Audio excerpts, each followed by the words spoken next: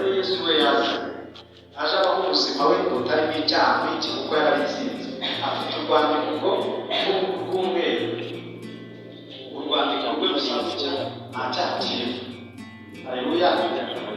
Arangije ageze nyuma yo kuvuga ngo tutigeze kumenya icyaha Imana yakwita icyaha ubwacu kugira ngo rero duhinduke gukiranuka kw'Imana. Haleluya. Noneho Abakolosayi ibice 13 ngo yaduhinduye bazima amaze kutubarira ibyaha byacu byose, bahanagura urwandiko rw'imihango rwatwekaga. None urwandiko rwa staff ruriho za miliyoni zose ngo yahanaguye ngo agiye kumugira muzima. Mwibuke kuri kaminuza njye nasaka nk'upfuye nagonze igikuta cy'ubuzima, sibyo? None ngo Imana igiye kutugira bazima bivuga ngo ubwo tuba turi barimo dupfuye. Ngo Imana igiye kukugira muzima ngo irabanza igahanagura urwandiko rw'imihango rwakoregaga, ngo ikarukuzaho kurubamba ku musaraba. None ninde wabambwe ku musaraba? Si Yesu? Rero Imana yaraje ihita ifata urwandiko irarimo iramubwira ati uru rwandiko rubarwa kuri wowe. Haleluya. Uru rwandiko ni urwawe. Irumushyiraho, imaze kurumushyiraho imwica imuhora ibi birego byose, imuha igihano cy'ibyaha byawe byose byo mu isi, kuko Yesu yapfuye utarabaho. Ariko Imana imuha igihano cy'ibyaha byawe byose byo mu isi, iterura urwandiko iruha Yesu. Amaze kuzuka nawe azaho turi, aravuga ati rero urwandiko rwawe nararutwaye, ariko mfite urwande rutariho icyaha rwitwa gukiranuka. Nibyo byitwa impano yo gukiranuka. Azana bwa buzima bwe butariho icyaha. Noneho aravuga ati mfite urwande rutagira icyaha, wowe ufite ururiho icyaha. Rero ibyo nibyo napfuye nzira, zana tugurane. Igihe wabayereye aho ngaho ufite urwo rwandiko, dore ikimenyetso kigaragaza ko uba ufite, ni uko ubuzima ubugenza nk'uko ushaka, ubaho nk'aho ari we mwami w'ubuzima bwawe. Biravuga ibintu byose niwe wabiremye ngo kandi yari abyiremeye, bivuga ngo yarakuremye akwiremeye. Ariko urebe tuza kubaho nk'aho ari twe twiyoboye, ukagira ngo nta wundi muntu ugiye mu buzima bwawe, ukibera umwami w'ubuzima. Nubwo waba ukora ibyiza nta kibi wigeze ukora nawe, kuba wibereyeho ukora ibintu byose birangirira kuri wowe nk'aho ari we Mana y'ubuzima. Icyo nicyo cyaha gikomeye Satani yadukoresheje. Imana izi ko muriye kuri iki giti ngo mwamera nkayo. Nuko ngo abantu bakora icyaha cyitwa kumera nk'Imana, kwiyoborera ubuzima. Nicyo twita icyaha cy'inkomoko, gushaka kwiyoborera ubuzima ukabujyana heza, ukirinda gukora ibyaha. Ubu abantu benshi birinda ibyaha byinshi, ubusambanyi n'ibindi, si uko ari ugukiranuka, ahubwo n'ingaruka zibivamo. Reba bambonye ntwite, cyangwa nateye inda, cyangwa barabara n'ibindi nk'ibyo byose. Ariko bitangiye iki? Satani ari kunyobya ndi kwigisha. Haleluya.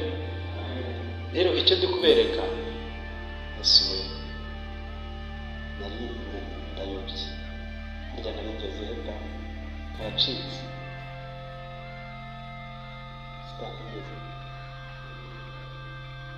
reka nigarukire inyuma ku rwandiko. Haleluya. Rero urwo rwandiko Yesu we araza aho turi avuga nta cyaha yigeze akora. Ubwo buzima bwe nibwo bwitwa ko bukiranutse. Kwitwara neza byamuhesheje ijuru, we yararikoreye ararihabwa kuko nta cyaha yakoze. Ubuzima bwe bwose Data yamuhembye kwitwa umwana we, yamuhembye ubugingo buhoraho, yamuhinduye inshuti, yamuhaye ubuzima busenga, yamuhaye ubuzima butsinda icyaha. Ubwo buzima bwa Yesu bwose rero, haleluya, Imana irabufata ibubika ahantu, irangije imuhereza ubwa staff n'ubwawe twese. Ifata rwa rwandiko iravuga ati ibyaha niwe wabikoze ndahindutse. Haleluya.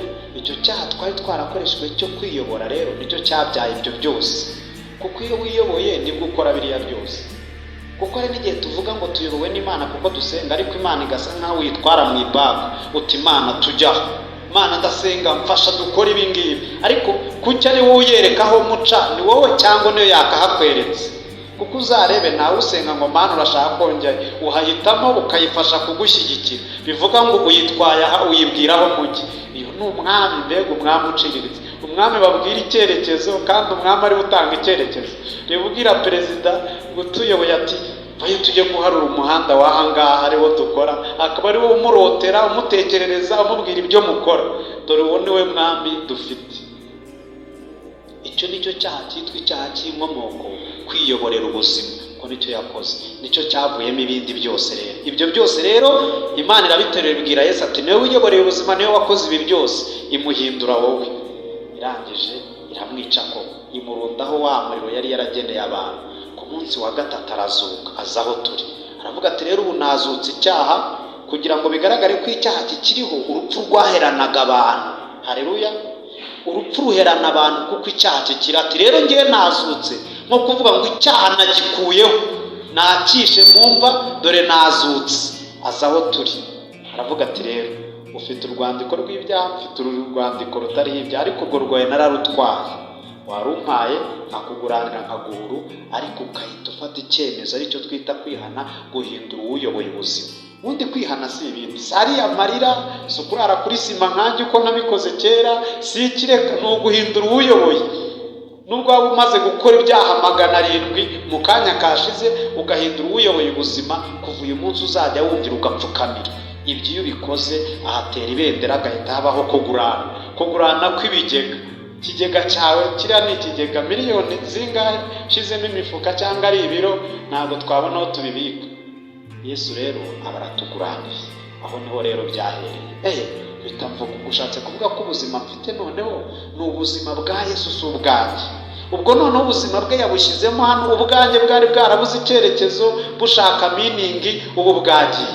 Nza gusanga actually ntuzirukanga inyuma y'igisobanuro cy'ubuzima ngo ukigereho, kuko igisobanuro cy'ubuzima ni kimwe, ni ubuzima Yesu yashyize mu bantu. Uba ufite ubuzima bw'Imana mwenyewe. Ni iki kindi wageraho muri iyi si kiruta kugira ubuzima bw'Imana ifite, ubuzima budapfa, ubuzima bwatsinze n'urupfu? Bibiliya iravuga ngo muri Yohana 1 ngo ikiri mu isi cyose n'irari ry'amaso, irari ry'umubiri no kwibona ku by'ubugingo. Umunsi twahitagamo kwiyobora, muzi cyabayeho? Reka mbasubizeyo, ni mu Itangiriro igice cya 3. Inzoka imaze kubwira umuntu ngo izi ko umunsi mwakiriyeho amaso yanyu azahweza mukamera nk'Imana, ngo bumvishe ko kiri butume bamera nk'Imana, bakiyoborera ubuzima, ngo barakirya. Bamaze kukirya, turi kugendana, ngo bagiye kubonabona bambaye ubusa. Babonye bambaye ubusa, bivuga ngo bashatse kwiyobora, basanga ubuzima bwo kwiyobora uhita usanga urimo ubusa. Ngo biramere ibicocero, bariyambika. Biyambitse, Imana ije, ngo bajya kwihisha. Bati muri Yesu, ati twabonye twambaye ubusa turihisha. None twese ntidufite ubwonko, reka dutekereze ko bari biremeye ibicocero, kuki bagiye kwihisha? Nagira ngo biyambitse, bivuga ngo binjiye mu buzima aho uba wumva ntacyo uri cyo, ukaparanganya aho uhagaze ngo wiyambike, haza ukurenzeho ukabona urasa nk'uwambaye ubusa. Nuko rero umuntu abagiye muri ubwo buzima, niko tubayeho. Wiyoborera ubuzima ariko kumva ntibwuzuye, kumva hari ikintu wabushyiramo ngo wumve wuzuye. Mwibuke kandi imbere ngo bari bambaye ubusa, igice cya 2 gisoza bari bambaye ubusa ntibakorwe n'isoni. Gutese nuko Imana yari ibarimo, bigatuma kumva ubuzima bwuzuwe n'Imana, ibindi byose nta gisobanuro bifite, ahubwo Imana ibuzuye. Imana imaze kugenda, bivuga ngo urimo kuvuga nko hano, ngo niba yari Imana yari irimo hano, reka nifashishe urugero, ikaba ivuyemo, none ukajya unagamo amashuri, ukanagamo inzu. Urumva, urabona ikindi kizuzura kereka ushyizemo icyavuyemo. Umuntu rero amaze kwiyoborera ubuzima, umuntu amaze kwiyoborera ubuzima nawe nuko byagenze, yasanze ari vide, empty. None aravuga ngo ko nambaye ubusa, numva nuzuye ubusa, ni iki nashyiramo nkumva mbaye umuntu? Ugakura kuri karitsiye ukabona abandi barize, kizemo nanjye byabo. Wasoza segonderi ukabona bazisoje bacuruza mitiyo, reka nongeho na kaminuza. Wakongeraho kaminuza wataba ukabona n'ubushomeri, reka ngireho masters. Washyiraho nabwo ukabona abandi bafite akazi runaka. Wakabona ugasanga abandi bati ingabo z'igihugu bakabashimye, ukajya kuba umusirikare. Waba we bakabashimira muri rusange, ariko abaganga ukabona bashimiye, ukajya kuba dogiteri. Waba we atabaganga bakavuga muri rusange, ukabona abayoboye nk'uturere bo bari kubashima. Waba meya, akarere kakaba kanyuma. Urumva urugendo ntirurangira. Niye nagera ngo numva ubuzima bwuzuye, nta na hamwe uzagera. Byambayeho binyuze mu mashuri nabibabwiye. Abenshi rero tukajya kuri kaminuza twanga ibyo dushaka kwiga, si uko tuba tubyanga, nuko tuba tubona bitazatuviramo igisobanuro cy'ubuzima, kuko hanze bavuga ko bitabamo imirimo, ukihindura Imana kuvuga ngo ibi ntibibamo imirimo. Ubundi niwe wabizanyeho uzaho imirimo ituruka, kuko nyine se uzagaragarire ryari se ko ibyo wamaze kubiciraho iteka ko nta mirimo ibamo, kubera yuko wumva ntacyo bizazana, kuko sosiyete ishobora kuba itabishima cyane. Igidogiteri kera byashimaga, bavuze ngo mujye kwiga ubuganga, ni bangahe babihitamo? Kera twari nibwo niyo option yonyine yari ihari, unsubije yose nahitamo medecine, ariyo yonyine isigaye mu gihugu, nayo nakwiga, ngomba kwiga, uko ari amafaranga ntago aturuka. Yesu ashimwe. Reka ne kugera hirya atwarwa zikaje iminota 35 atwarwa ugasanga ndagize, ariko reka ntwarwe. Haleluya.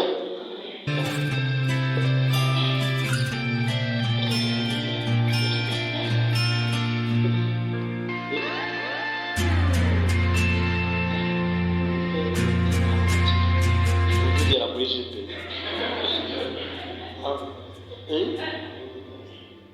naharenze pe.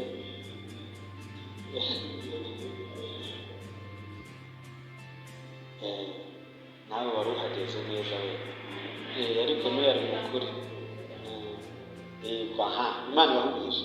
Rero icyo nshaka kubereka ni iki: nta kintu na kimwe muri ubu buzima wakurikira ngo kizaguhindura uwuzuye.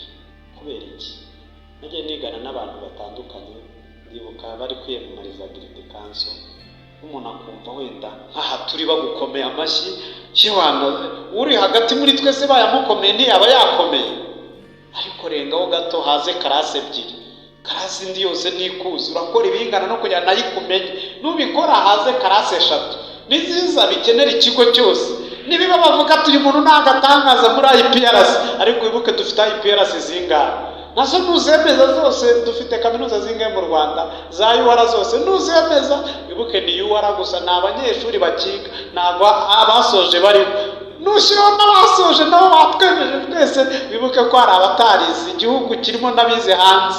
Ibyo byose nubihuza hamwe usange burya wamenywe n'u Rwanda gusa, hasigaye na Kongo, hasigaye n'ibindi bihugu byo muri Afurika, hasigaye na za Senegal na za zose Afurika nuzemeza usange hasigaye ni Burayi. Haleluya. Byose nubirangiza winjire muri kategori ya kabiri y'ababiliyoneri, usange noneho ku bijyanye n'amadolari Elon Musk arakurusha, ubu yarushijwe naho undi w'Umufaransa, ubu ni usigaye ari uwa mbere. Amafaranga ya Elon Musk ariyo mfashe narayateranyije kuva igihe Yesu yaziye, ugiye umuhemba 10,000 by'amadolari ku munsi, kugeza uyu munsi Yesu yaba adafite amafaranga Elon Musk afite. Ubwo rero ibi byose birangije waba ugiye guhangana n'abakire ba mbere, hanyuma nabyo birangije waba ugiye guhangana nuko nawe upfuna ukajya muri toilette ukumva bisigaye binuka, ubwo nabyo ukagira ngo uve muri karase yacu kuko warenze. Niwo witwa Jackson yavuze ngo nimuzankingure nk'uko mushyingura abandi, muzankingure ku kwezi, ariko yaragiye. Nugera aho ngaho uhangane no kudafatwa n'indwara, ariko twese ziradufata. Nujye usange nta hantu ushobora kugera muri ubuzima ngo wumve ubuzima bwagize igisobanuro. Ndi kubabwira iki? Ushatse wakuringa down, ukongera ukibaza neza, ukareka kugendera ku muvuduko nkaho ubuzima wumva hari aho, kuko iyo umuntu yagize aho afatisha yumva ubuzima yabufatishije, ariko ubuzima ni burebure. Ubuzima nta meaning, buri wese abakandagira. Nihe nakandagira ngo numva ubuzima butanyerera, urakandagira gutya ugasangamo hasi buranyerera. Niho birivuga ngo ibiri mu isi n'irari ry'amaso, irari ry'umubiri no kwibona ku by'ubugingo. Irari ry'amaso gute? Ubushaka ikintu gikeye kiruta icy'abandi kugira bavuga ati wow, kubera iki? Nyine wumve wuzuye. Ngo n'irari ry'umubiri ni ibintu bikuryohera, bituma wumva uri ahantu heza hari muri filime, ngo no kwibona ku byo uri bwirate ku bandi ko barushije. Haleluya. Ibyo byose rero byiteranyiriza hamwe bigatuma Satani atubeshya ati ubuzima ni ibi, ubuzima ni ibi, ubuzima ni ibi, twahagera tugasanga siho. Rero umugabo witwa Salomo we ngo yamaramarije gutestinga niba hari ubuzima bufite igisobanuro. Ikintu yakoze rero cya mbere, haleluya, ngo aragenda ngo akora famu ya mbere, famu ngo great projects nizo yakoze ku isi. Warangije asanga ngo nawe ntihari meaning y'ubuzima. Hagiye gushyira jaride, babandi mufite inzozi hano kubaka etaje Kigali ugashyiraho jaride na pisine, we nawe yarazigize, ariko we ntiyahagararira, we ashyiraho zoo. Afata hari akagera tujya gusura, arayizana we ayishyira mu rugo n'inyamaswa zose, akajya yicara hejuru akazireba ngo inyuzeho n'iki, ngo yumva naho ntihari meaning y'ubuzima. Haje aravuga ati ariko rero kanjye kureba niba biri mu bagore, ashaka ab'ibikara, ab'inzobe, abarebare, abagufi, ashaka abagore 1000. Arangije mu 1000 aravuga ati ariko nahakirwa n'icyo umusigaye niba atari we wama meaning, ngo yongeraho umwe. Murabizi ko biriya ivuga ko Salomo yashatse abagore 1001, wanyuma yari last avuga ati reka numve, asanga nawo nta meaning ara akoncluding igitabo cya Ecclesiastes avuga ngo nasanze muri iyi si impamvu Imana yonyine yaremye umuntu kugira ngo ayumvire, nicyo cyitwa ubuzima. Kuyoborwa nayo ni wava meaning y'ubuzima. Haleluya. Ubwo ataragera aho ngaho rero, ahandi aravuga ati ngo impamvu ibyo bintu byose Imana yabihaye abantu ngo ni ukugira ngo baruhe, ngo ibereke ko badatandukanye n'amatungo. Kubera iki?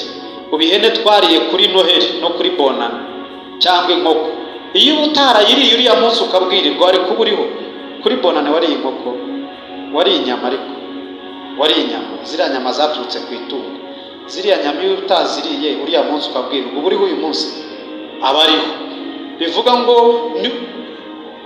nubwo yaba mbega agaciro kayo karangiye urya munsi, uyu munsi ntakikumariye. Rero natwe kubaho ushaka ukuri igisobanuro cy'ubuzima, igihe kiragera iyo upfuye biba birangiye. Haleluya. Ibyo byose rero ni ubuzima bwaje kuzama. Nanjye byari byaranzambiyemo imbere, ugateranyaho ibikomere, byo navuga none nzabivugira muri healing ningira amahirwe yo gutumirwa n'umukozi w'Imana. Urumva ibyo byose rero binzambiramo, numva life nta meaning. Nge naciye mu buzima bubishye ku buryo numvaga nsize nk'amabyi mu maso. Fata ibyo rero wongereho na bya bindi twavuze, numva life irabishye kabisa. Ariko menya kuntu Yesu byose ngo yarabiheshye, nkoresha iryo jambo, arabifata byose abishyira mu mutima we. Ibintu byose urwana nabyo Yesu yabyimuriye mu mutima we. Buri wanze kubimuha mu mutima we, niwe yabyimuriye. Afata ibyari mu we arabiguhereza, aravuga ngo nkwaye ubuzima bwanjye. Rero guhabwa ubuzima bw'Imana nicyo gifite igisobanuro, kandi nimbibabwira mu byumve ko ndabaha ingero nyinshi zitandukanye. Haleluya. Maze kubyumva rero ko bumfite ubuzima bwa Yesu, Imana ndavuga ikintu nari kuba cyanyuma mu isi ubu ndakibaye. Nta kindi kintu nzaba cyo kiruta icyo ndicyo. Ibyo nibyo nabwirije umwana w'umukonyi, naranyitegereza aramwama ashaka ko tujyana kurya. Wilson wari ubizi? Yarabibabwiye. Imana ishimwe ko yabikwibwiriye. Tujyane kurya. Turajyana. Atufite imodoka i Kigali ni ntayo. Byari biri gutanga. Atufite inzu ni nayo. Araseka. Atufite ifama nayo. Araseka ituraze. Ko tubeshe muri church se gute? Ati nta kindi kintu utegereje kubona ubu wamaze kuba icyurije. Uwo munsi nibwo namubwirije ahita akizwa, azana kwa perezida wa JP. Urumva yabibwiye bari ubu ni umukozi w'Imana ukomeye. Haleluya. Twasobanuye nabi cyitwa ubuzima, tubyirukamo ariko ntitukuremo ikirimo. Uyu munsi ndi kubabwira rero icyitwa academic performance and excellence. Haleluya. Ni iki rero sasa? Ubwo bivuga nanateguye PowerPoint hano, ntabwo academic performance ari uguperforming ukarusha abandi. Ko kurusha abandi ahubwo ni handi hari igihe biba bikuye mu gushaka meaning y'ubuzima ngo ube warushije abandi. Ibyo bikumarira iki? Uzabone akazi hejuru y'abandi, nukabona kahe keza cyane kaguhemba neza, nikarangira numara guhembwa nugushake umugore mwiza cyangwa umugabo mwiza uba ahantu heza, nibirangiza ubyara abana beza, nibirangiza biga heza, nibirangiza usaza. Numara gusaza ujye ugenda utabasha gukandagira, nuko abana bawe n'ibiki byose ubundi upfe birangire. Reba za nzozi ufite, ujya wibwira ko zizarangirira aho, tugahita tukwibagirwa. Cyakora turarira cyane iyo wapfuye, tukarira dusigaye Imana kuki ubishatse, kuki agiye, kuki wamutuzaniye. Uzi ko bimara ukwezi tugatangira kugenda twisuganya, umwaka ujya gushira twaribagiwe isura yawe. ariko burya dore ngaho nicyo tuba tubishakira. Ndashaka amanota menshi, ndashaka ibyo. Ubundi uyashakira iki? Ndashaka kujya kwiga ibi, hafati ubishakira iki? Nuko bigaragaze ko ndenze abandi, mbona amafaranga, nuko birangire bite? Satani akatubeshya ko ariwe uzakura meaning y'ubuzima. Urinda usaza utayihabonye. Nabo wahaye amafaranga, hari abo make, undi wamuhaye menshi, nabyo ukabizira. Noneho bikarangira nanone n'ibyo ufite n'ibiki byose na rwaserera nahava naho ugahura n'undi nawe uri kuyashakira ibi, bagutega imitego, ibintu bikaba wasi. Maze ubuzima rero buragoye. Ubuzima nta meaning wabukuramo. Haleluya. Rero academic performance ni iki rero? Haleluya. Performance, iyo twongeyemo ngo performance, what is performance? Ugomba kubanza kwibaza ibibazo, ubundi kuki nkora iki ahangaha? Yesu ashimwe cyane. Icyo gihe rero nibwo naje gusobanukirwa ko mbere y'Imana kuri kaminuza. Ndavuga noneho ubuzima nari naraburiye igisobanuro, ndabuguhaye kugira ngo bukubereho. Nsoza kaminuza, numva Imana, mbona akazi keza icyo gihe, keza cyane ko mu mabuye y'agaciro. Na mukuru wanjye ama masters, numva ariko Imana irambwira kuza gukora nk'umustaff nk'uko Imana akora. Nabikoze imyaka 3. Gusa icyo gihe byarangoye kubanza gufata icyemezo. Bikoze imyaka 3 nsoje rero, nari narize amatungo, murabyibuka. Ubwo matungo naje kwiga ndakwakwanyaho, sinatsinda neza kuko hari aho nari naratsinzwe mbere, ariko ndatsindanya nabonye 35. Ubwo ariko urumva ko ari anda. Kuri njye wakuze performing byari feriye. None ndangije kaminuza nabwo nkumva amatungo Imana yajyanye kuyiga kugira ngo nzahure n'abantu, menye ubutumwa bwiza, menye na bwa buzima, menye ko mbere y'Imana birangira. Imana iza kuncalenjinga. Ubundi yo nayaremeye iki? Subirayo kwiga masters. Ya matungo nangaga, murabyibuka? Ya matungo nangaga nsubirayo kwiga. Ari choice yanjye, mfite izindi choice nsubirayo kuba ariyo niga. Ndi kwiga nibwo rero nabonye opportunity yo guhuza ibintu bya faith and science na academic. Numva Imana imfashije kubyumva neza. None numva ngize passion yo guhuza ubuzima. Nta buzima buri dichotomy, nta kwiga kubaho, nta gukorera Imana kubaho, nta bintu byo kwikora bibaho. Dufite ubuzima bumwe bwa Yesu. Yesu agena aho bujya bukamuberaho. Kuki Yesu yakohereje kuza kwiga ibi? Niwe wakohereje cyangwa warizanye? Urebye rwaserera ufite mu mutima yakubwira uwakohereje, niba waramuziye cyangwa wariyiziye. Kuki ashaka kwiga ibi bintu muri wowe? Ashaka kubikoresha iki? Ubundi se bimaze nza kubigisha, nabanze ndabitegura. Narebye umuntu, ibi bintu mwiga hano nabonye bikubiye muri option 3. Biba munsi y'ihe ministeri? Ubizi namanike. Biba munsi y'ihe ministeri mu Rwanda? Agiye kutubwira ministeri ibyo mwiga hano. Ministeri bibarizwamo iyo wasoje ugiye gukora akazi hanze, bibarirwa muri iyo ministeri. Iyo turi hano bibarirwa muri ministeri y'uburezi. Iyo dusoje tugiye gukora bibarirwa muri ministeri y'abakozi ba leta n'umurimo. Abayibuka neza. Harundi muri Minaroke. Arakoze. Minaroke, Ministry of Local Government. Ministry of Local Government, abantu bayiga ni abantu bize ibintu by'amategeko, nyine bakora muri guverinoma, bize development studies. Bano bajya gufasha abantu kubayobora kugira ngo babane neza. Nibyo mwiga hano? Urumva rero uribeshya. Kwibeshya nta kosa ririmo. Twanga kwibeshya kuko twumva tutabaye aba mbere, nyine ubwo cyaha kikavuga kiti urabona udasebye, ubundi se wahagazeho nta gusebye, ubundi aho uhagazeho urahazi. Anyway, not joking. Harundi? Okay, reka ne kubajyana yego.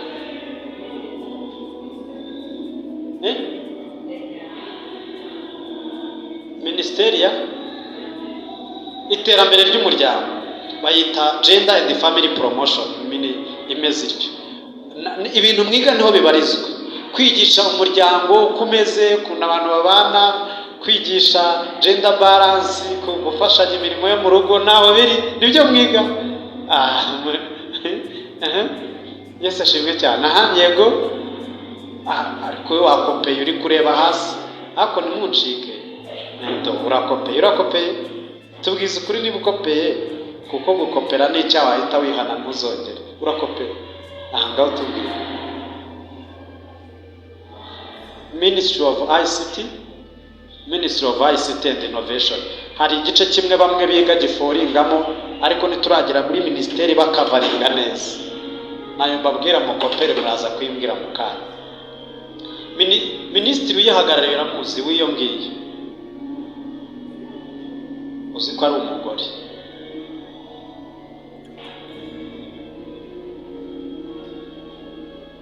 Minisiteri bita mifotora murayizi? Okay,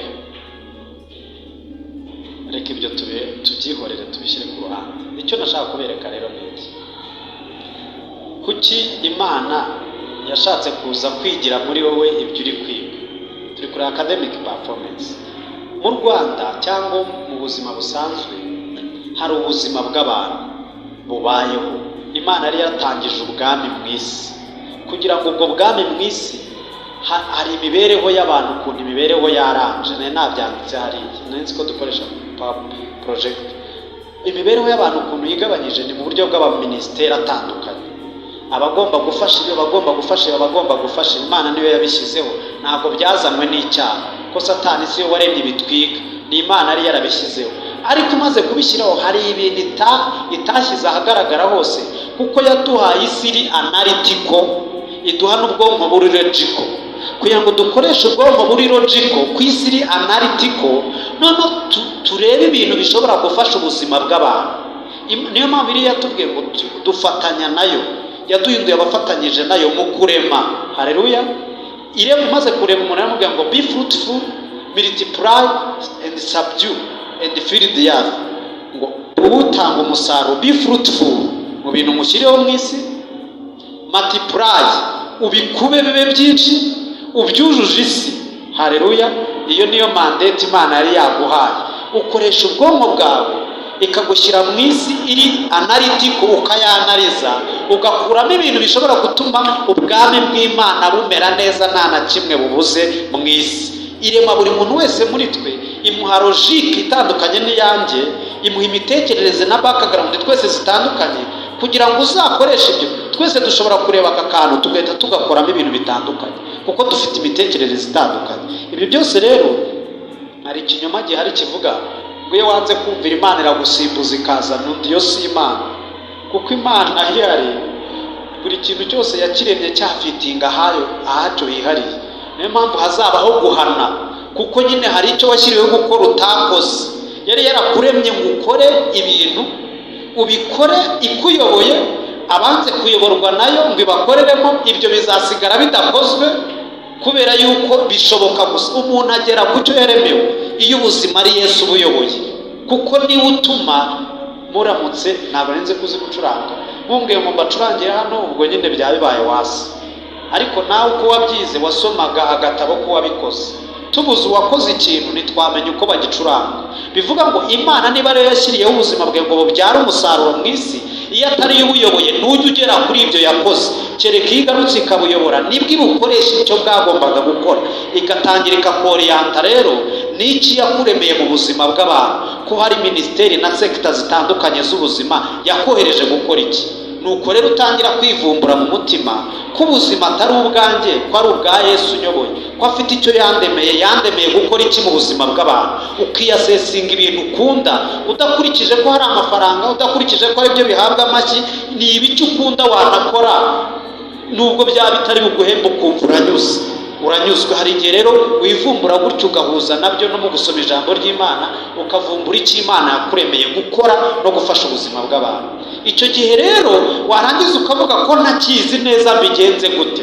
Kaminuza zitangirana nazanye amakuru yabo, abantu bazitangije bwa mbere, ariko Oxford University iri mu zaje zikurikira izatangiyeho mbere, ariko yaje itoza abantu, yigishaga abantu b'abakozi b'Imana ngo ibigishe bajye kugira influence aho baje baturuka. influence y'Imana. Ubwo bivuga kujya kuri kaminuza ubundi bahitaga the campus, university bayita ngo the place of the teacher.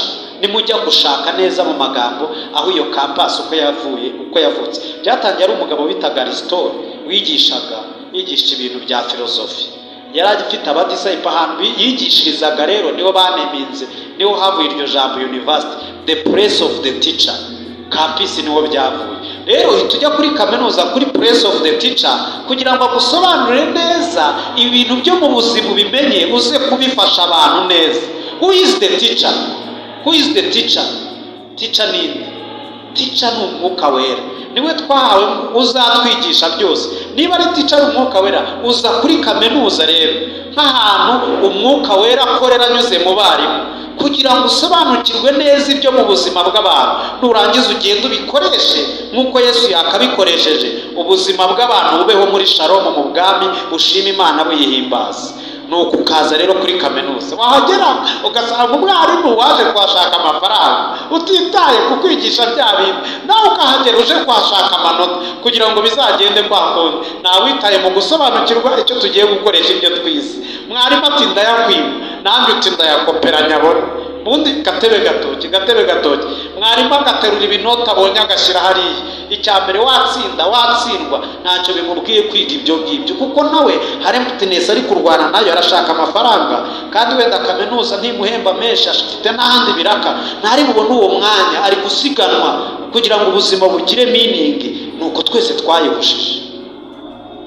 Ubundi iyo ugiye gukora ukumva gukopera nibyo bisigaye, ubundi ugomba guhita urometa urupapuro ko waje kwiga kumenya impamvu Imana abishyiriyeho ngo ujye kubikora bikaba byanze, ubundi urarwana n'iki.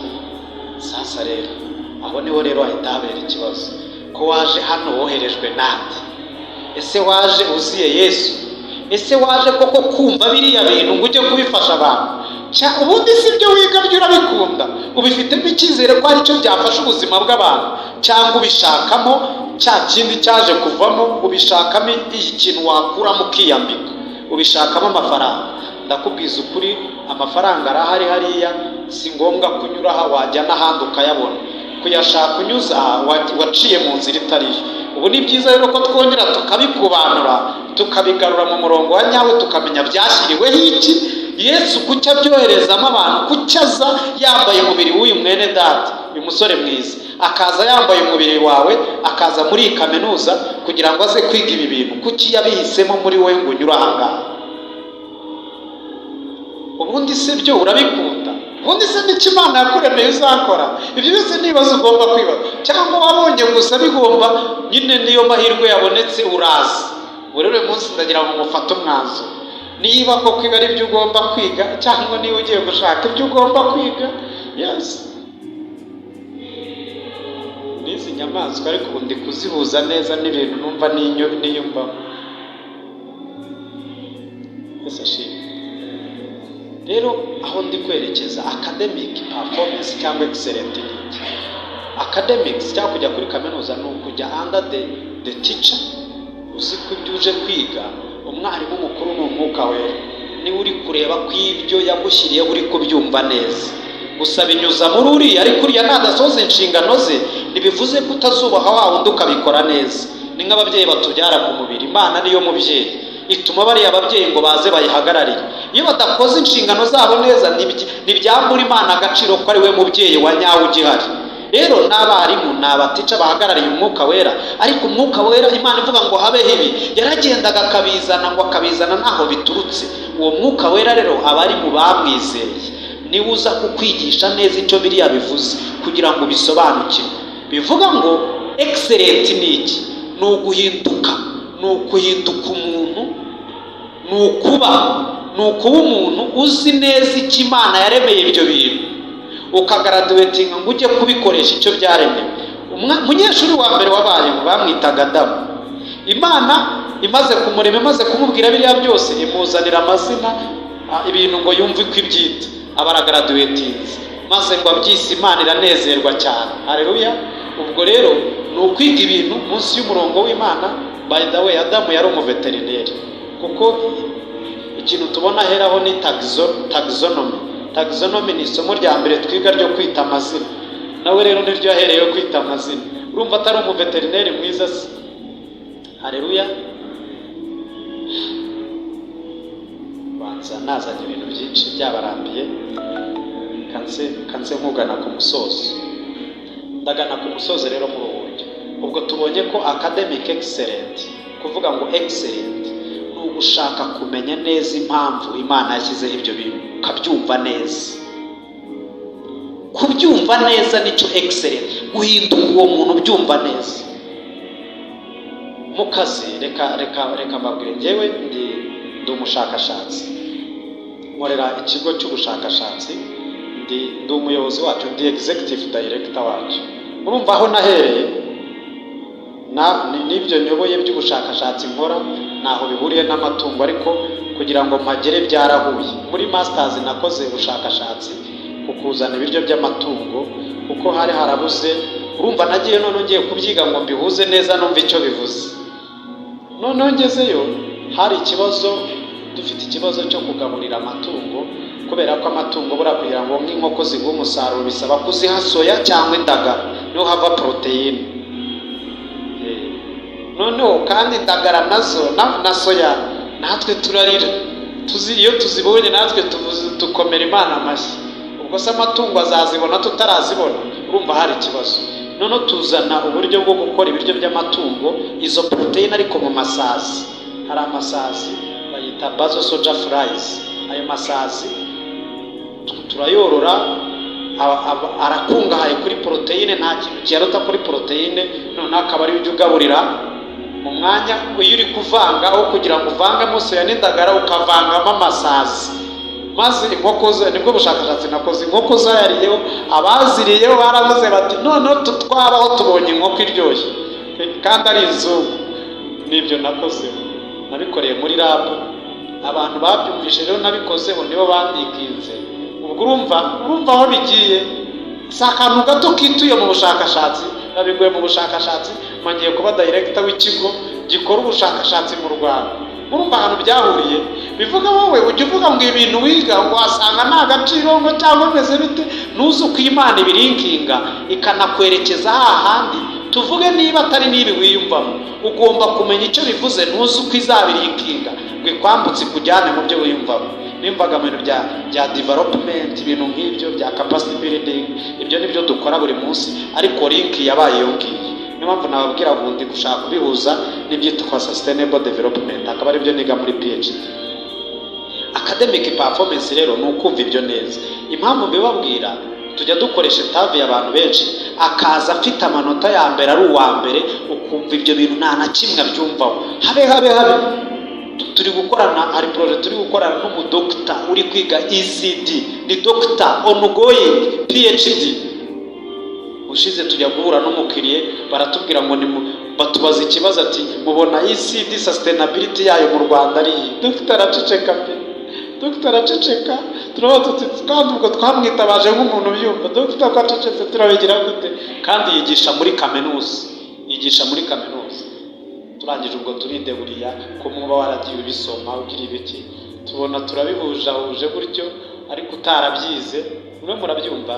Niyo mpamvu burya ntago ari ikibazo cy'akazi hanze, ni ikibazo ahubwo ninde wumva ibintu batangamo akazi, nawe ushaka kubyumva. Kandi niba ari Imana yabishyizeho ibishaka gufinansinga no guha opportunity umuntu wabyiza ashaka kubyumva ngo ajye kubifashisha abantu, naho wabishatsemo amanota ngo ariwe bazafata, urahagera. Ubu diguri uyirebaho gake, ukabona uwo muntu araqualifyinga, bakaza muri interview ukamubaza ibibazo atazi naho bihurira, ukamubaza se ubundi waguha nk'ibi wabigenza ute? Niyo mpamvu interview muzabona zitandukanye n'ibyo mwari mwiteze. Haba hari ibindi abantu bari gushaka, kandi minota mike ababimenye uwo uriwe.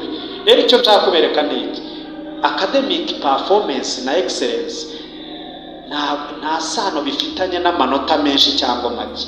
Cyokora iyo wasohoje ibyo ndi kubabwira ugira menshi, kuko nta kuntu waba ubyumva neza ngo bayikubaze bikunanire. Rero si ikibazo cy'amanota menshi gusa, ahubwo ibyo wagizemo menshi urabyumva, wumva icyo bimaze, wumva n'icyo bikora. Mwarimu yakabaye yigisha urimo nawe, kuko wigishwa na teacher ushaka kubyumva ukajya kubicukumbura. narabyigishije abana Nyagatare barambwira ngo si byo ko byadutinze bafite sirayidi 400 ngomba kuzisoma ijoro rimwe nkabyuka nkora ikizamini urambwira ngo njye kubyiga byaziye rimwe ahubwo uzarebe urabirunda bikaza ukabirunda ukiga at the last minute kuko urashaka amanota ntushaka kubimenya ushaka kubimenya introduction yagibaho ukagenda ukumva icyo Imana yabishyiriyeho ukabyumva tice yagaruka yakwigisha n'ibitari byo atewoya ntago ari ibyo ngibyo nuko uwo muntu umeze utyo amahirwe akwimye ubuzima bukwimye amahirwe icyo twita akazi hanze wamenya ko Imana itabiremye ibyo bintu uwo niwe rero ukenewe ndi kwiga neza ndi kwihugura ku bintu mwiga hano nabonye kuntu tutabifite ubuzima ntibwabaho tudafite murabizi turi kugera mu iterambere dukeneye abantu bakora ibintu biri like byoroshye ubuzima niba ari muri agriculture muri mechanization zino turu zituma ziri automatic zifasha ubuzima kwikoresha si ibintu nk'ibyo mwiga connection ku bintu bya connection guhuza nk'ibibazo biba bihari nko mu cyaro no mu mujyi ibyo byose mwicaye neza mwabishakira ibisubizo neza kandi very innovative tutabafite ntabwo ubuzima bwakunda ariko rero uraza nawe nyine ukaza kuko ubishakamo amanota ugasoma igitabo cy'uwabyanditse n'uwagize ibiki nurenzeho gato ngo umenye impamvu Imana yabizanye n'impamvu yabishyizeho ubicukumbure utuzanire ibisubizo ubu buzima niyo mpamvu Imana yaguhaye ubwo bwonko nanone hari umuntu ugira pride kuko yumva abona ya mbere akagera n'uwa mbere wasanga Imana ibona ari we wanyuma ugereranyije n'ubushobozi Imana yaguhaye ntiwakabaye ushingira ku manota ahubwo ibyo wigura byumva hari igishyu utuzaniye ubu buzima abantu bararwaye baravuga niki cya making sense niki cyadufasha niki cyakora ibi nibi kandi ibihugu byo hanze bimwe byagiye bigira innovative mu byo twize ku buryo urengejeho gato gusa ugakoraho research ntoya wahinduka umuntu udasanzwe mu gufasha community zacu mu mibereho yacu ariko ibyo ngibyo gusobanukirwa no kubyumva nicyo the creator rero ashaka umwami arashaka abakumva ibyo yaremye nibamara kubyumva baze babihagararemo babibisonga babifashisha abantu nk'uko yabikoze nuko ubwami bwayo abantu babeho bayihimbaza bayihereza icyubahiro ibyo uri kwiga ubyigira iki ubyigira kubona amanota azakumarira iki uzabona akazi Yesu uzakabona ariko ndagusezeranya ko ushobora no kubona akazi nagize ari kunyereka amasaha ushobora no kubona akazi ako kazi ukakabona ugasanga ukakabona hatari ni bande se bangaye bakora ibintu batize si benshi se kubera yuko ibijyanye n'akazi byo wabibona hano ubundi si aya masomo yo uri kuyamaramo iki uri kuyakoramo iki ubundi urayakunze kamugira inama niba warabigerageje ukumva biranga tangira ukore gahunda yo kwexitinga kuko niba wumva hano utabyiga ngo ubyumve bifashishe abantu urumva ubwo igisigaye rero tangira ushake option wakwiga nka masters cyangwa ubitwarane online bachelors yindi ibyo ushaka ariko Imana icyo ishaka nuko wiga ibyo wumva numara kubyumva bifashisha abantu haleluya hari abantu baba barakomerekejwe n'ibyo biga Nyagatare nayo impamvu healing bafasha bose rakarira uvuga ko se byagenze bite kumbi bose baza kwiga bakabanaga mu matungo batayashaka bakumva nyine ubuzima burarangiye ariko ubundi ntabwo ari ikibazo cy'amasomo mabi kuko wabiremye azi icyo yabishyiriyeho cyo kora niba atari byo bikurimo jya kwiga ibyo wumva bikurimo ariko nabyo umenye ibyo ari byo ni ikibazo ahubwo cy'ubuzima tuyoboye twumva tutazagira meaning ndikwekereza ku musozo ngira ngo buri wese rero atekereze neza iyo wumvishe amasomo iyo wumvishe ibyo wiga iyo wibajije impamvu bimaze kuko ntiwambwira ngo niyo nahereye mbabaza abaminisita babaza n'icyo bimaze nabigize hariya babaza n'icyo bimaze uhera aho ngaho wakabaye uzi bikorwa na bande ubundi bimariye icy'ubuzima bw'abantu umwuka wera ko icyo anyohereje kubyiga none mbyige gute wakumva bitavamo ugashaka ibindi wakwiga bikajyana kandi ni byiza Yesu ashimwe cyane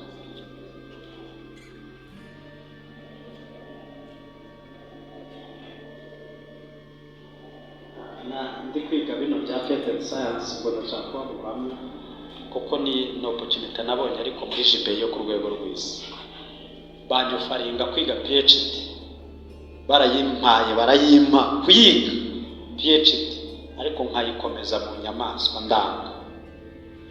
ndanga kubera yuko nkimara kubyumva neza numvishaho masters bihurira, numva ahubwo kugira ngo nkoreshe icyo Imana yandemeye neza nuko mfata iyo masters nkayihuza n'ibindi ndi gukora ubu, nibwo nzumva nzabyara umusaruro. Ndabyanga nyisubiza hasi.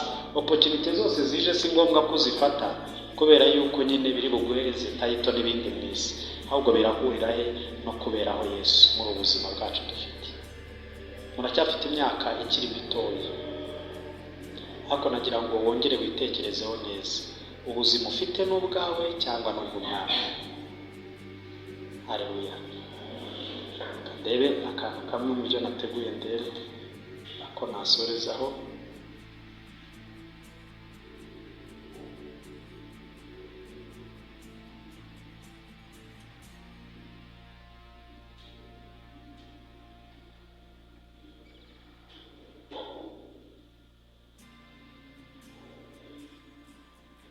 Muri make rero excellence ni iki?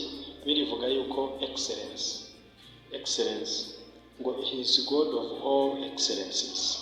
Imana niyo mwami w'ibintu bya mbere byose byiza bibaho. Hari ibintu tujya dukora muri healing, mujya mubona ikinyugunyugu. Muri ikinyugunyugu tuba turi ku mutwe gutya twantene muri microscope, tugira amabara meza, nta kindi kintu bajya babona gisa neza kurusha muri antene y'ikinyugunyugu. Ukibaza kuki Imana yafashe ikintu cyiza nka kiriya gishyira ahatagaragara, yagishyiriye yiki? Nyine Imana iri very beautiful, iri excellence ku buryo utuntu twose urebyemo uyibonamo. Wenda nubwo utari bubifore ngiye kuguha ikizami, telefone yawe ngifashe shyize hasi, yari yibwe ukayibona ugashaka kumenya uwari wayibye, wamenya ko ari njye? Ntabwo wamenya. Nimbizi utari bugivuge, arumva wamenya ni njyewe. Oya, nanjye nize amatungo. Ubundi kuki utagiye kwiga ibyo? Urumva bayijyanye kwa muganga bakakora DNA test, ibyo byanjye byafasheho barabibona, bashyiraho akantu bagahita bashyira muri microscope bakabireba, barabibona. Bivuga ngo iyo ibiganza byakoze ku kintu, iyo ukirebye neza ubonaho ibikumwe byacyo. Imana niyo yaremye iyi si tuba turi kwiga. Kubera icyo abantu bayiga bikarangiza utabonyeho ibikumwe byayo? Bivuga ubundi God is God of excellences. Ikintu cyose yaremye iyo ucyitegereje neza ubonamo ubwiza bwayo n'ibikumwe byayo. Rero duhamagariwe kujya kwiga ibyo bintu kugeza igihe tubikundiye, tukareba ubwiza bw'Imana buhishe muri ibyo bintu, twarangiza tukabuzana ahagaragara. That is the excellence. Haleluya. Bivuga ngo academic excellence ni ukwiga izo academic ukamenya icyo zivuze, ukamenya ubumenyi bwinshi inyuma n'icyo bimaze, ukabizana ahagaragara.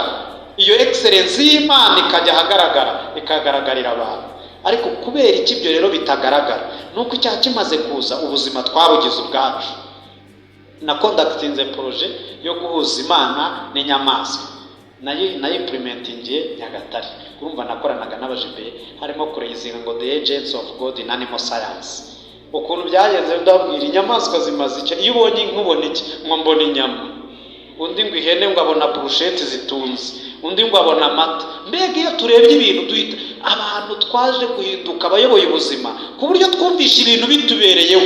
Ndamubaza ko Imana yari yaturemye inka ikazirema ntiduhe kuzirya, zamaraga iki? Ibyo ureba na by'amata n'inyama ko mbere bitari bihari. Ubundi se mu ijuru rishya ko bizaba bihari tutazaba turya, bizaba bikora yiki? Iyo urebye ku ntebe y'Imana ngo hari kimeze nk'ikimasa, icyo cyo kimara yiki? Urabona yuko ibi byose bihari bidafite igisobanuro kirenze kuba tubirya, ariko icyaha kimaze kuza twumvishe byose bitubereyeho. Wumva nyine twahise tuba centre y'ibintu byose. Nuko icyaha dutangira gukora ibintu mu nyungu zacu. Nuko rero twabyuzinze n'amashuri. Uza kwiga ibi wiga, urumva bose, uza kwiga ibi wiga uri kubyiyigira, kubera yuko wabiteruye n'Imana bigomba kugaragaza, ukaza kubyigira ngo bizagira icyo biguhindura, nabyo bikanga. Ukajya ahandi ukabikomeza, nabyo bikanga, kuko ntabwo bishobora kukugeza ahantu wumva unyuzwe hanyuma ngo wumve wishimye. Haleluya. icyo rero nicyo twakoze kubera kugwa no kwiyobora, duteruramo Imana dushaka kubikora ari twe tubyikoreye. Uyu munsi rero Yesu wacunguye abantu akaza agaterura bya bindi byose akabitwara, yaje no kongera guterura kwiga ibintu wamukuyemo akajya kubyigira ngo bari we bizagirira akamaro. Wagahomba akavuga excellence zanjye zizagaragara ryari? Ko abantu bajyaga bavumbura se, mutekereza abantu bavuga ngo ni era yabayeho yo kuvumbura. Reka kiriya gihe nimujya kwitegereza neza abantu bajyaga kubyiga bakabyiga bishyizeho umutima, kuko byari ubwa mbere nyine umwuka w'Imana akabahumekera bakazana ibintu ahagaragara. Bivuga uyu munsi Yesu arashaka ninde wazana beauty yanjye hanze binyuze muri ibi bintu? Ninde se ufite umutima wo kubyiga akabyumva ngo bifashe abantu, udashaka kubishakamo imibereho? Ibyo rero Imana impamvu yo kwiga tuyikuyemo ubwo Imana bari ivuyemo tuza kubishakamo amanota na degree. Niganaga n'abantu muri masters, mfite etaje nk'ebyiri Kigali, bose bari abanyakazi. Barambwira ngo turashaka kuko bo ntibabonekaga, ujye udukorera ikizami, dukorera assignment, nako assignment numara kuzikora tuguhe reg inamba zacu na email zacu, ujye ubikora ubiturometere, twebwe tuzaya duhura udusobanurira ikizami tuza kwica ibya assignment wawe, tuzatugwa 30 kuri buri assignment imwe. Mu cyumweru twakoraga nk'eshatu, ubwo umwe azajyamo 90,000, bari batanu, fate mu 90 kube gatanu. Atari natwe email yacu ntituzi na password, ni wowe ubizi, ni nawe bitwereka. Imana umugisha iminota 5 ndayikoresha neza. Email yacu ntituyizi, ujye ubidukorera byose. Kandi ubwo bamwe na veterineri wo mu mirenge, amafaranga ari mu mara yakure ko ahembwa 300 nari nyazi.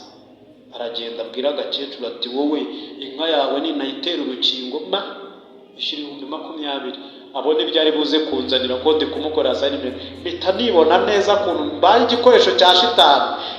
Agiye kuzagenda akajya yiba abaturage akanzanira kugira ngo amukorere bya bintu, kuko arashaka igipapuro. Hari wavuze ati mbonye kashe mu muhanda ya UR nagiteraho ibindi nkabireka. Nari narumiye avuga abagabo koko nyine n'abagabo bo mu buzima busanzwe. Numva nari mvuye muri JBI nari umusitema ntazi kwicyaha kibaho n'ubutiriganye. Yesu ashimwe cyane. Ntabwo ari ikibazo cy'igipapuro, kuko igipapuro uba wakuyemo Imana impamvu yabyo. Ibintu byose ntibikubereyeho, bibereyeho Imana, nawe ubereyeho Imana. Uyu munsi rero ndabereka inzira iruta iyindi igiye kubahindura abantu bakomeye, ntabwo mbabeshye. Ninjiye muri ibintu bya research nkigerayo bwa mbere, bose yaratubajije, yarambajije, urumva we ntiyahakoraga, yari managing director ariko adahari, urumva naje kuba mpara ari njye muyobozi uhari. Ambaza ikibazo cya mbere ngo dufite abaminisita bangahe? Ndeba mu kirere nari nzi minisita umwe wa agriculture, wa ministry of minagri, niwe nari nzi. Numva abandi ntabo nzi. Se dufite ministeri zingahe? Wapi? Minisiteri iyoboye ubuzima bwa buri munsi bw'imibereho myiza y'abantu yitwa wapi? Mudugudu wawe se we yitwa wapi? Akagari kanyu kitwa aho nari mwembere mpimukiye vuba, kuko urumva twe niko kazi dukora, kumenya ubuzima bw'abantu. Dukora ibyitwa qualitative research, ubundi ntabwo ari quanti ibyo ni ibisosi. Kwari bisaba kubuza ibintu, kuko tuva mu bintu bya telefoni wenda n'abakobwa, ejo tukaba twagiye mu bintu byo kureba twarimo dukora research ya VUP, impact ya VUP kuva yatangira. Urumva tuva muri bwe tujya mu bindi bisaba nyine gusoma ibintu bisanzwe byo mu buzima.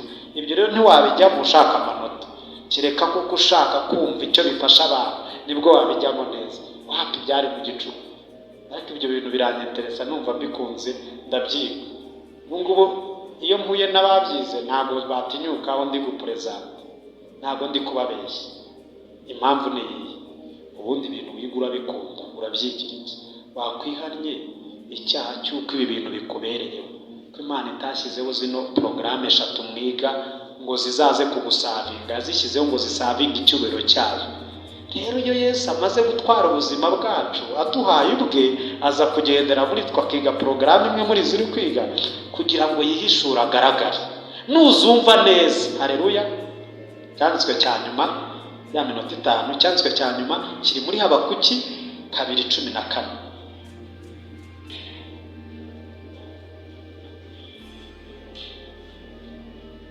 Haravuga ngo ndirahiye icyubahiro cyo kumenya kizatwikira isi nk'uko inyanja y'amazi isendera. Icyubahiro cyo kumenya kizatwikira isi nk'uko inyanja y'amazi isendera. Bivuga ngo Imana irashaka ko icyubahiro cyo kuyimenya gitwikira isi. Ni gute icyubahiro cy'Imana cyatwikira iyi sekita mwigamo? Ni gute mwayiridiminga yarangiza ikagaragaza ya shusho y'Imana iri excellent nk'iki Imana yari yaremye mbere? Ibyo rero Imana ibitegereje mu bana bayubaha, ko bagarura icyubahiro cyayo ahantu abantu bakamenya icyo bibamariye. Haleluya.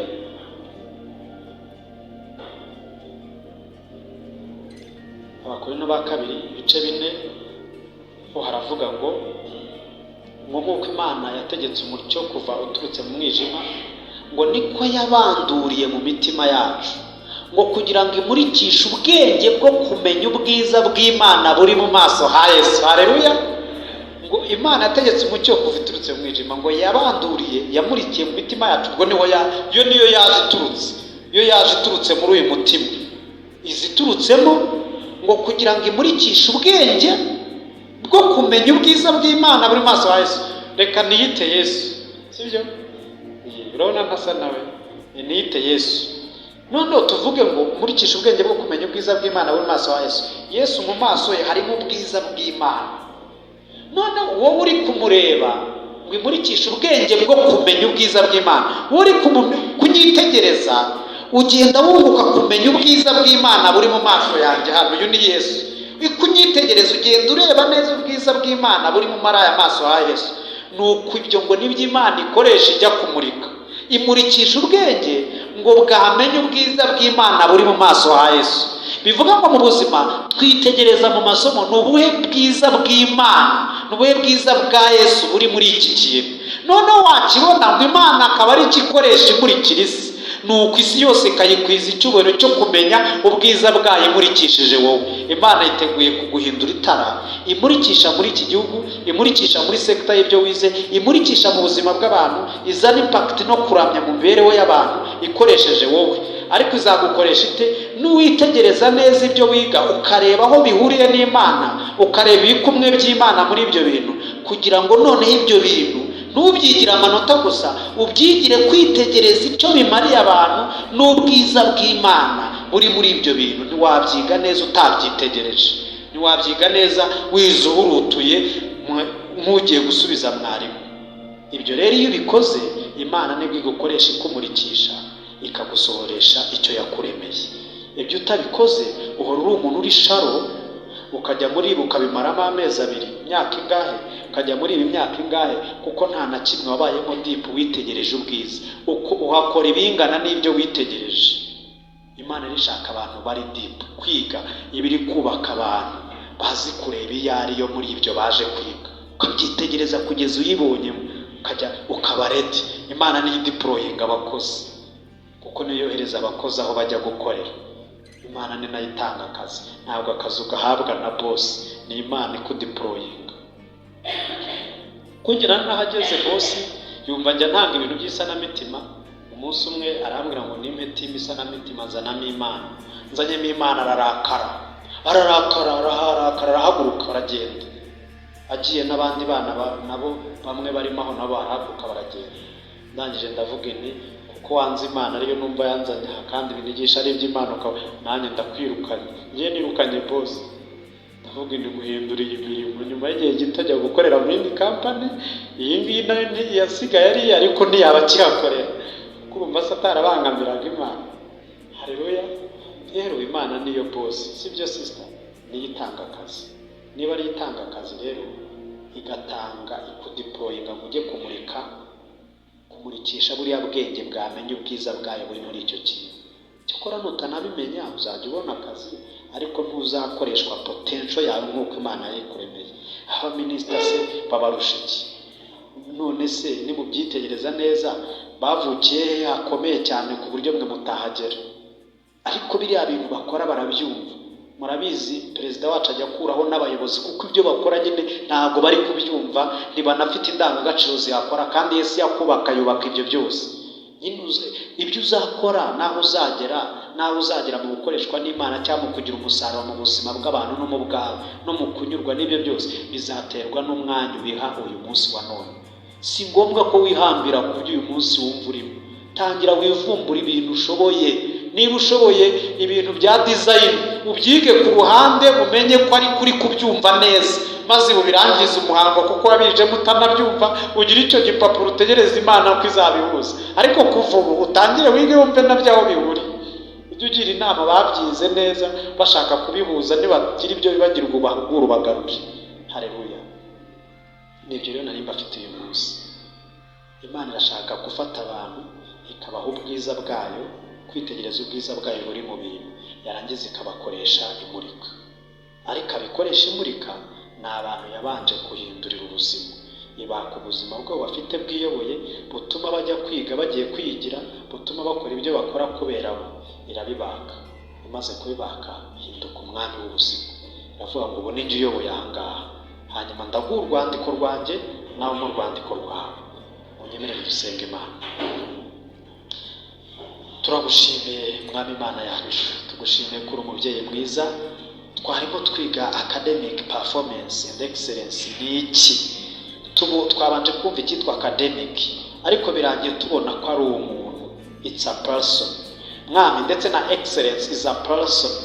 Iyo excellence ni person, ari wowe Yesu, ni wowe ufite excellence yose. Bisaba ko twitegereza excellence zawe mu bintu waremye, tukakureba neza. Twamara kukureba ubundi ugakoresha ubwenge bwabonye excellence yawe mu byo twize, ukajya kubumurikisha muri sosiyete y'abantu kugira ngo abantu barebe icyubahiro cyawe. Na n'ubu mu byo turi kwiga hano abantu ntibarabona ubwiza bwabyo, ntibaraharamya, ntibaragusingiza ko ibyo bintu wabizanye Mwami, mu izina rya Yesu Kristo w'i Nazareti. Niyo mpamvu muri aka kanya tugusaba duhindura abantu bitegereza neza excellence ya muri ibi twize, ni ugukoresha ubwo bwenge bwacu umurikira abantu, imibereho y'abantu. Nuko twabonye Mwami Imana ko ibintu byose nyuma yo kugwa tubikora tubyikoreye, tukumva hari icyo tubishakamo ngo tugire icyo duhinduka cyo, kubera emptiness turi mu mitima. Twaje gusanga tutuzuye. Ibyo kwiyoborera ubuzima bituma dukora amakosa menshi, n'ibyo tutazi ko ari amakosa, kugira tumenye ko ubuzima bwagira igisobanuro. Ariko nabwiye bene data kuntu imibereho yanjye yagenze, n'urugendo nagenze rwo gushaka meaning nkayibura, ariko aho mariye kukwemerera ngo bandure uturuke mu mutima wanjye, dore aho wangejeje aha ngaha. Ndetse uracyanakomeje kugira ngo ukomeze uhishure excellence zawe zirimo kukwitegereza no kukumenya neza Mwami. Oh haleluya. Ndagushimira mubyeyi, ndagushimira Mana yacu, ndagushimira mukunzi mwiza.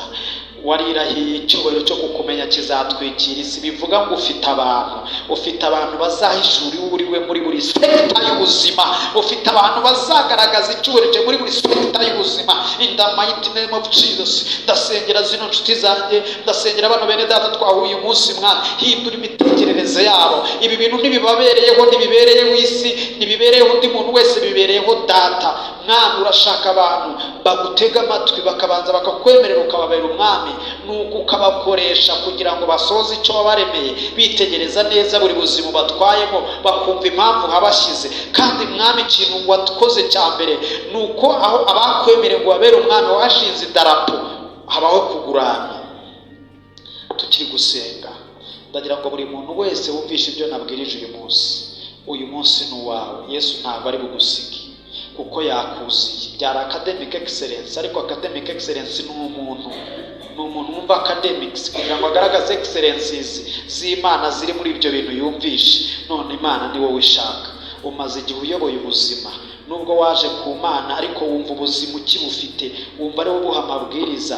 Ushobora kuba utabikoramo n'ibyaha bimwe tuzi nk'ibyaha, ariko kuba uyoboye atari wowe wabuhawe, icyo nicyo cyitwa icyaha nyamukuru kigutandukanya n'Imana. Hanyuma ibyo ukora byose buriya si cyo kibazo, ahubwo kuba ubuyoboye niwe wavuka biriya byose. Rero uyu munsi Imana ari kukubwira ngo ihane, umwakire nk'umwami ukuyoboye. Umwami bamutega amatwi. Umuntu uyoboye intara imwe bamwita gavana, ntabwo bamwita perezida, ntibamwita umwami, yitwa umwami kuko ayoboye ubuzima bwawe. Uyu munsi uduce tumwe tw'umutima wanze kudutanga kuko wumva Yesu atuyoboye atakugeza aho ushaka kugera, uratwiyoborera. Akira umwami, ashinga ibendera mu mutima wawe, agukoresha icyo yakuremeye, akwereke ubwiza bwe buri mu bintu byose ugenda unyuramo, asohore potentials. Kandi iki nicyo gihe cyawe. Uwo uri w'Imana irashaka kumuvugurura kugira ngo igusohoze icyo yakuremeye, tubone impamvu zo kuremwa kwawe. Ibyo byose Imana igiye kubisohoza imaze gushinga ibendera ryo kukubera umwami. Ukajya ujya kwiga, ukajya ujya gukora byose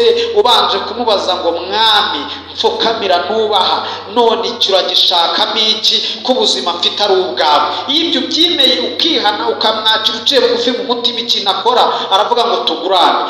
Urwandiko ruriho ibiguciraho iteka, ruriho ibyaha byawe, ruriho amakosa, ruriho intege nke, ruriho ibyo udashoboye, ruriho ibigutsinda mu byo wiga. Ibyo byose bizane, nabishyize mu mutima wanjye. Nuko nawe agafata urwandiko ruriho ijuru, ati uru rwandiko ruriho ijuru urarihawe kuko narikoreye. Uru rwandiko nta cyaha rufite, uhawe ubuzima butagira icyaha kubera yuko nta cyaha mfite. Uzavuga ngo uri umunyabyaha, ubwo nijya azaba yise umunyabyaha kuko ubuzima muhaye ari ubwanjye. Uyu munsi niba ufashe icyemezo cyo kuvuga ngo uyu Yesu ndakwemereye, nkubereye umwami, Yesu aragusaba ikintu kimwe: zana urwo rwandiko rumwe twabonye ukora kimwe bikikuba, urumuhereze. Kuva uyu munsi aguha urwandiko ruvuga ngo uhawe ubugingo buhoraho, uhawe ubuzima bushya, uhawe amaso mashya, uhinduye umuntu mushya, amashinzi ibendera. Niba ushaka kugurana na Yesu, tukiri gusenga, umanike ikiganza ubwire Yesu ngo uyu munsi nkuzaniye ngo nguranire, kandi ndakuziye ngo umbere umwami.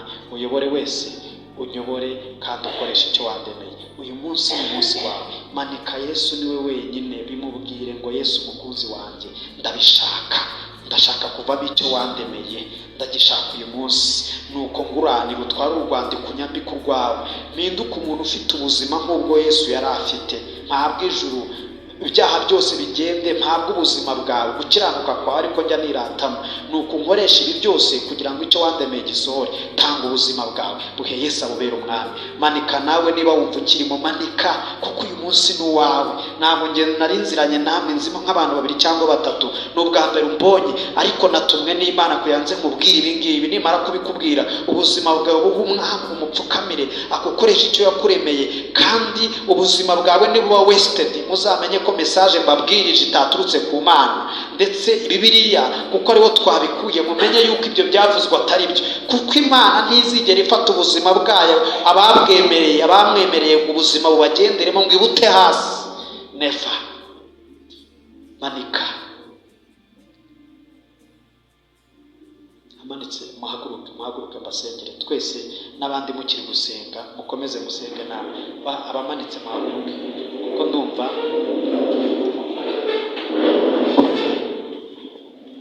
niba narabuze ubuzima kuriya nkemerera Imana ko imbere umwami. Namara kuyemerera ko imbere umwami, ikabuhindura nko mu mwanya muto wo guhumbya. Ndabizi neza ko uyu munsi Yesu yiteguye kubabera umwami. Yesu yiteguye kubabera umwami. Yamara kuba umwami agatwara wa rwandiko akabakoresha ibyo yageneye kubakoresha. Mfite umugisha kuba nziranye namwe, kuko Yesu abantu agiye gukoreramo ngo asohoze icyo yabaremeye murimo potentials ziremereye. Ariko nimwemerera umubumbyi wababumbye akabagaruraho ikiganza, arasohoza ibintu bidasanzwe mu buzima bwanyu.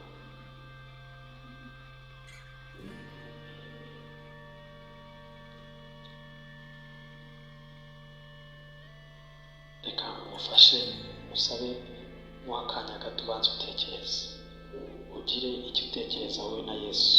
Ndabasengera. Reka nsabe buri wese yisengere. Banza usenge, ugire ikintu kimwe ubwira Imana uyu munsi, ariko uze kugaruramo uvuga ngo nemeye kugupfukamira nk'umwami. nciye bugufi ntanze intebe. Reka nsabe buri wese abari gusenga. Mwami Yesu, Yesu, King of Glory, Ashidena, Rebokat.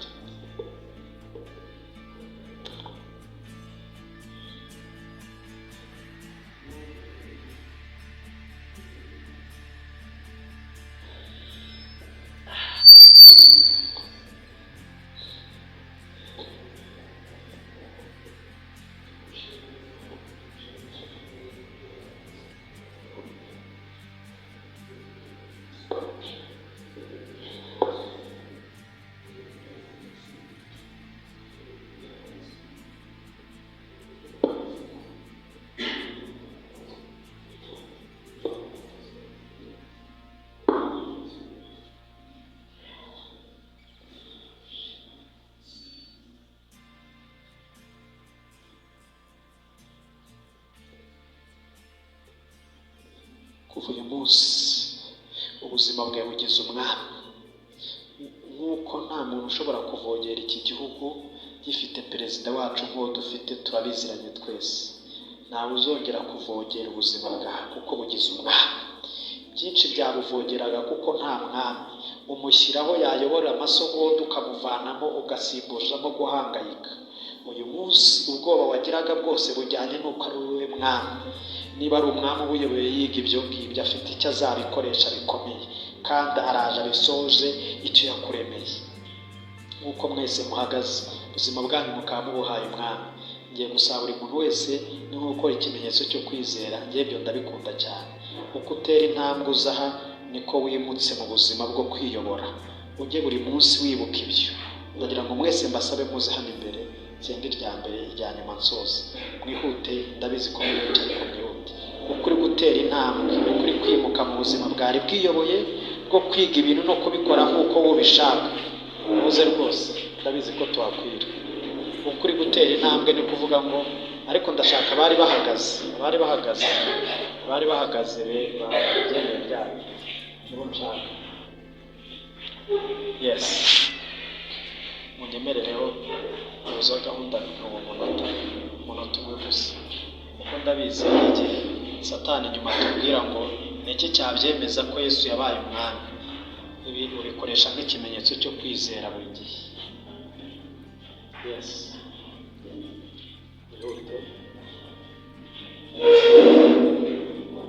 Maze rero ndabizi ko twambaye neza, ariko munyemerere umwami tumupfukamire.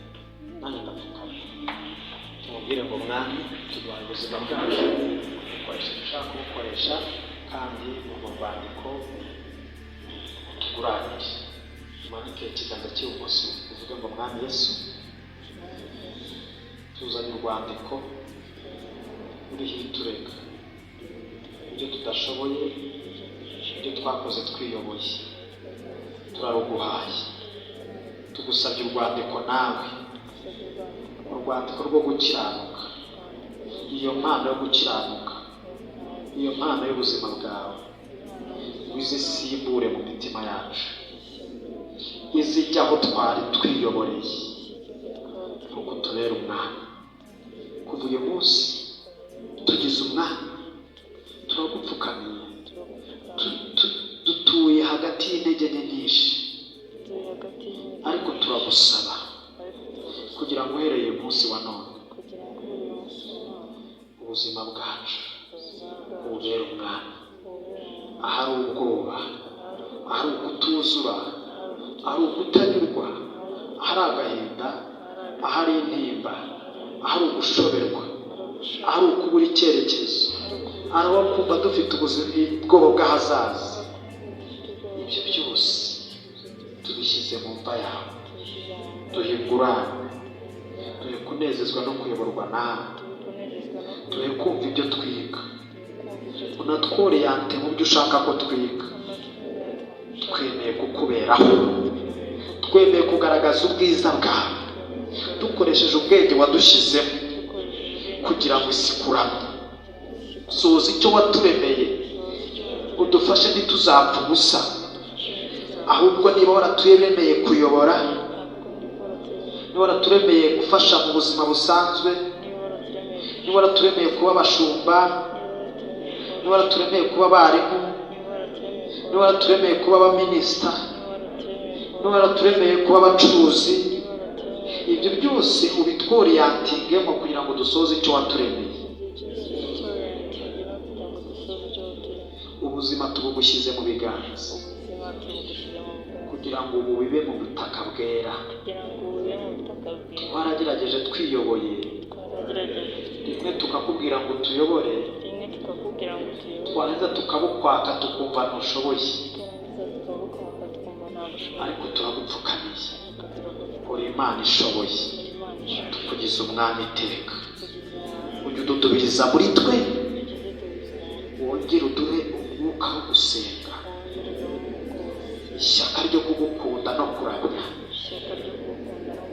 kugira ngo duhore tunejejwe no kuba umwami. Dusobanurire neza mu byanditswe byera iyo mpano y'ubugingo buhoraho, ubwo buzima bukiranuka, kugira ngo tukubereho mu izina rya Yesu. Amen. Kansa buri wese bisengere. Mana, ndagushimiye ku bwa bene data. Uri umwami udukunda, uri Imana y'imbaraga, uri Imana idasanzwe, uri Imana ifite icyubahiro, uri Imana ihambaye. Mu izina rya Yesu Kristo ndasengera mwene data, ndasengera na mwene data.